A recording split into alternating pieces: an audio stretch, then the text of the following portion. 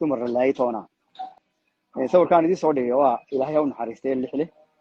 iyo ina koodbuur iyo bacaw ninka dhexe bacaw baa la yiraahdaa waxay walaalayihiin inantani maka ninkan aarariyada haysta langare reer samatar uu garaacay uu dilay uu garaacay uu jiidayay ninka dhexe walaalayiina bacaw wuxuu ahaa ilaahay u naxariistay nin mujaahida wuxuu ahaa journalismkii ama ninkii arkiifka ee sanamta u qaabilsanaa jarmalka wax ku soo bartay markii dambe sanamta galay markii dambena faqashtu ay jidgooyo u gashay boorama sokodeeda ay ku dishay isagii ka kale la socday oo la waayay xataa meedkoodii inantaas oo walaalo afar nin oo kale walaalina dagaalkii sanamta ku dhinteen dagaaluntii waa yaan daro